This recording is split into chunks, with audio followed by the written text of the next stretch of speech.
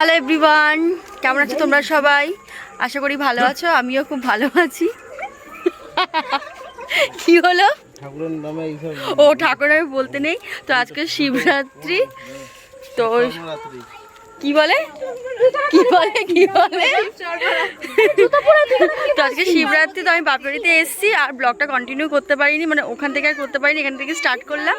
তো এখন আমরা সবাই যাচ্ছি, দেখো আমাদের সব টিম মিলে আমরা সবাই যাচ্ছি পুজো দিতে। ও মাগো, কি হলো? তোমারটা কি ফুল? জয় দেওয়া কি ফুল নিচ্ছি?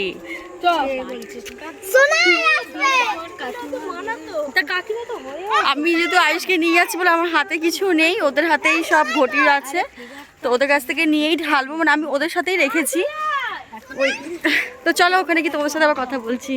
আর তোমরা অবশ্যই কমেন্ট করে জানিও কে কে তোমরা শিবরাত্রি করেছো, অবশ্যই কমেন্ট করে জানিও।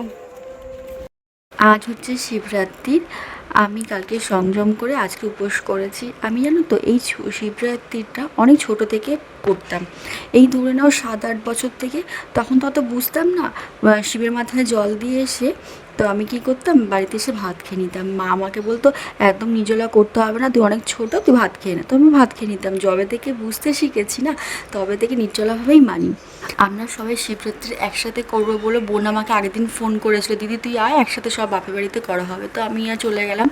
তো জয়দেবদা অনেক দেরি করে কাছ থেকে ফিরেছিল বলে অনেকটা লেট হয়ে গেছিলো।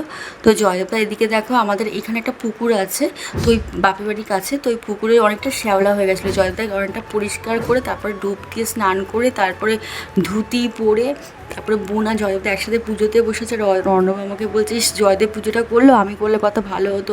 আরে তুমি অফিসে যখন আছো তোমাকে আর করতে হবে না, আমি তো করছি, তাহলেই হবে। তো এইভাবে সবাই মিলে আমরা খুব সুন্দরভাবে পুজো করলাম, অনেক মজাও করলাম, খুব ভালো লাগলো। আচ্ছা এবার বলো, আমার চ্যানেলে কারা কারা নতুন? যারা নতুন তারা অবশ্যই আমাকে কমেন্ট করো কেমন লাগলো ভিডিওটা। দেখা হবে নেক্সট ভিডিওতে, আজকের জন্য টাটা।